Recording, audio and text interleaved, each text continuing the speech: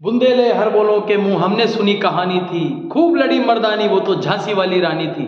जी हाँ, हिंदी की वो पंक्तियां जो आज भी हमें प्रेरणा देती है।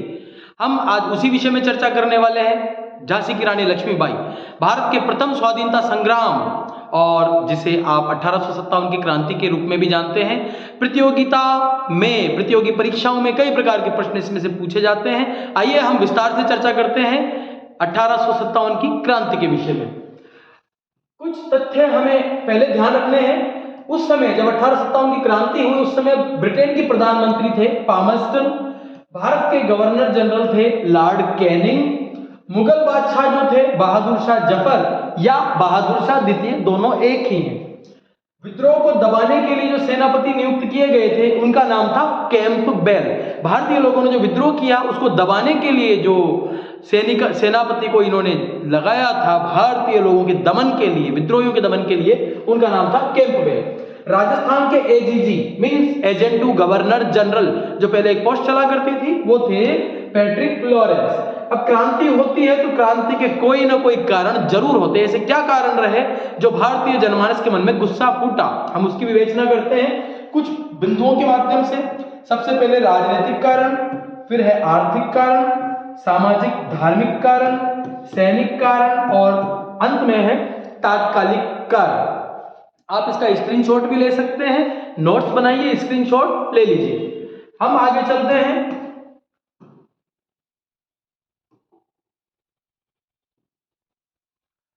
हम सबसे पहले आ जाते हैं अब राजनीतिक कारणों में। राजनीतिक कारणों में रहा लॉर्ड डलहौजी की हड़प नीति। लॉर्ड जो डलहौजी था वो ब्रिटिश सत्ता में गवर्नर जनरल था, ब्रिटिश सरकार का गवर्नर जनरल। उसकी हड़प नीति थी, छोटी रियासतों को अपने राज में मिला लिया करता था, ब्रिटिश सरकार में मिला लिया करता था। दूसरा, अवध के वाजिद अली शाह, अवध के नवाब थे वाजिद अली शाह, उस पर कुशासन का आरोप लगा दिया और बाद में उनको मृत्युदंड दे दिया गया।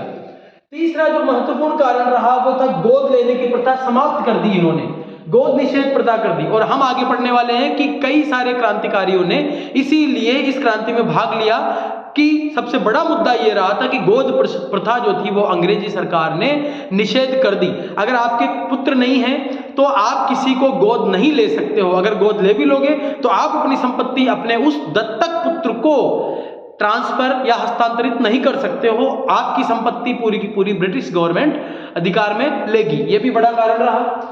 उसके बाद हम देखते हैं आर्थिक कारणों में। अकाल के समय में कर वृद्धि, बहुत अकाल पड़ा उस समय, और अकाल के समय में भी अगर टैक्स बढ़ाया जाएगा तो लोग कहां से खुश रहेंगे, लोगों के मन में गुस्सा हुआ। अगर अकाल के समय में कर वृद्धि कर दी तो कृषि भी चौपट हो गई, क्योंकि बीज खाद बीज लाने के लिए, मशीनरी लाने के लिए बहुत ज्यादा टैक्स लगा दिया गया। अगर कृषि भी चौपट हो गई तो उद्योग धंधे अपने आप चौपट हो गए, क्योंकि उद्योग धंधों को कच्चा माल जो है वो कहां से मिलेगा, कृषि से मिलेगा, कृषि पर आधारित थे। तो फैक्ट्रियां, मिलें और ये बंद हो गई, लोगों का काम करना बंद हो गया, अधिकतर लोग बेरोजगार हो गए। आगे हम बात करते हैं सामाजिक धार्मिक कारण।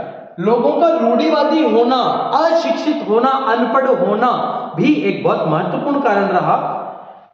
अंग्रेजों ने ये 2-3 काम अच्छे किए उस समय। सती प्रथा निषेध कर दी विलियम बेंटिंग ने, विधवा पुनर्विवाह लाया गया लॉर्ड कैनिंग के टाइम पे, और इन्होंने बाल विवाह पर भी प्रतिबंध लगा दिया। ये कुछ अच्छे काम किए, लेकिन उस समय के भारतीय लोग जो थे उनके मानस में जो अनपढ़ लोग थे उन्होंने अपनी भावनाओं पर कुठाराघात समझा और फिर कहीं ना कहीं रोष और गुस्से ने जन्म लिया।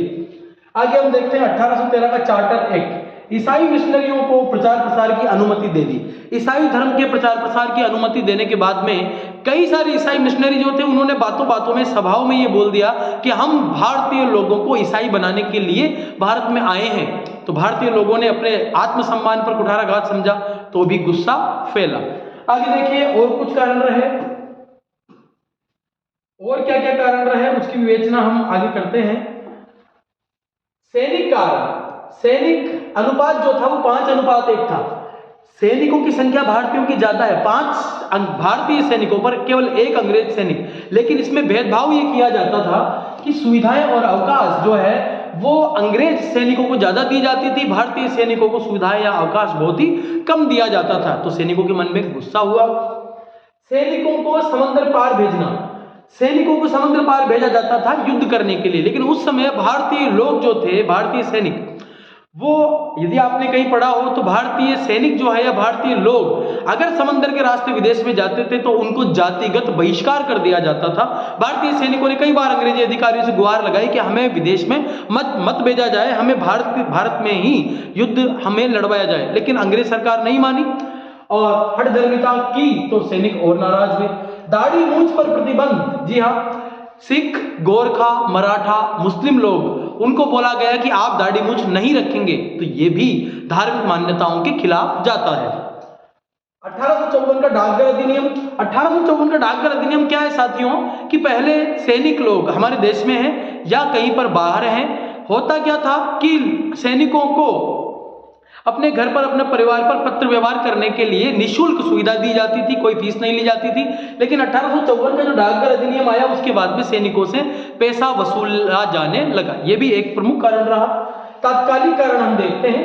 तात्कालिक कारण में दिसंबर 1856 में पहले अंग्रेजी सरकार जो है वो ब्राउन बेस बंदूकें बनाया करती थी, लेकिन ब्राउन बेस बंदूकों की जगह पर क्या बंदूक लाई गई, कौन सी, इनफील्ड राइफल, नई बंदूक लाई गई। इनफील्ड राइफल में क्या हुआ करता था कि जब इनफील्ड राइफल को चलाते थे तो गोली उसके अंदर अटक जाती थी। तो इन्होंने क्या सोचा, अंग्रेजी सरकार ने, कि गाय और सुअर को मारकर उनकी जो चर्बी है उस चर्बी से कारतूस बनाया जाने लगा। बंदूक के अंदर गोली के ऊपर, कैप के ऊपर जो है वो चर्बी लगाई जाने लगी गाय और सुअर की। उससे क्या होता था, चिकनाहटपन मिलता था, तो बुलेट फटाफट फायर की जा सकती थी।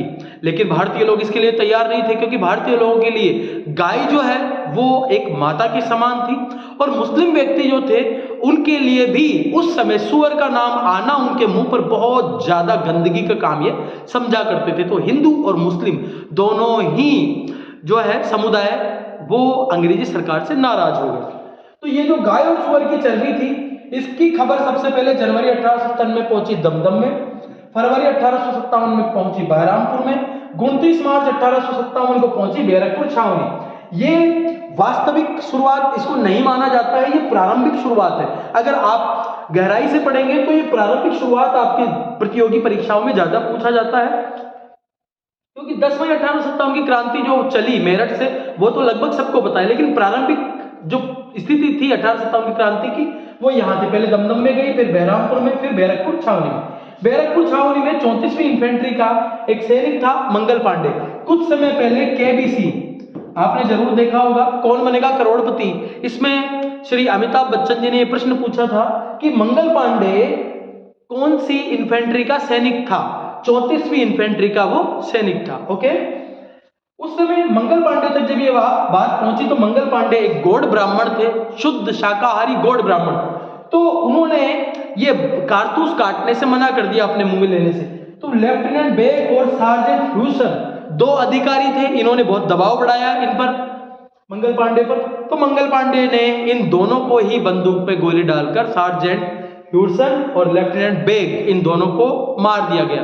लेकिन मंगल पांडे को अरेस्ट कर लिया गया और 8 अप्रैल 1857 को इनको फांसी दे दी गई।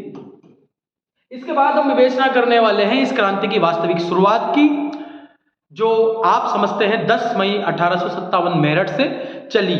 Okay, thank you.